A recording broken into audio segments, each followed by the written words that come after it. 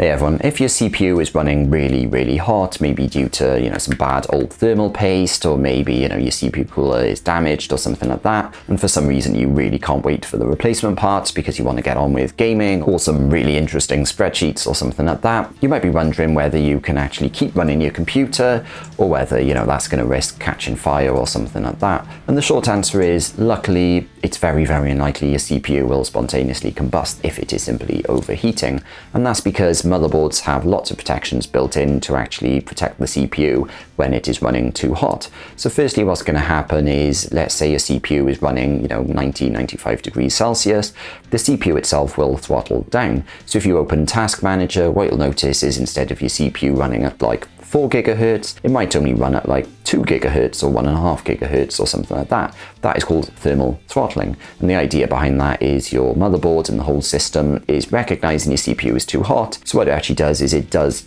less work, basically. It allows your CPU to run slower, but doing less work, and that should, in theory, cool it down, or at least mean that it doesn't get hotter and hotter.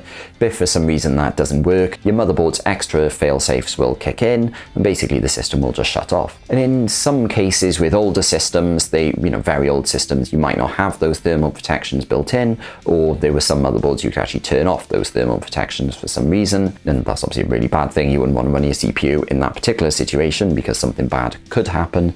But in a modern system, your CPU is not really at risk of overheating and then catching fire. That's not something that should happen in a modern system. But if you've got any further questions or doubts, please let me know down in the comments. And I hope you enjoyed this video. If you did, please click the thumbs up button and please subscribe to see more short videos like this. Thanks for watching.